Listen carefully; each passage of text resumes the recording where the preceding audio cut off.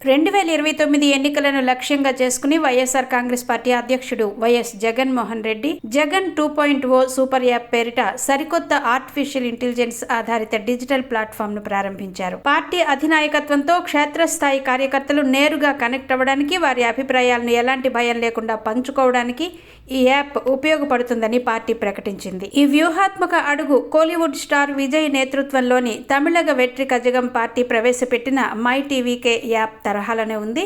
Booth management, క్షేత్రస్థాయి feedback సేకరించడం, party శ్రేణులను క్రియాశీలకంగా మార్చడంలో మై టీవీకే యాప్ ఎంతగానో విజయవంతమైంది.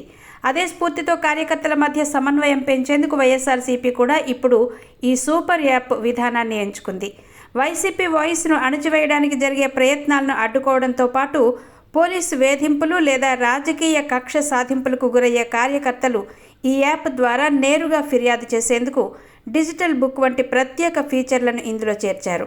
ఇది కేవలం సమాచార మార్పిడి కోసమే కాకుండా పార్టీ కోసం మాత్రమే ప్రత్యేకంగా రూపొందించబడిన పూర్తి స్థాయి స్వంత డిజిటల్ వ్యవస్థ అని వారు స్పష్టం చేస్తున్నారు.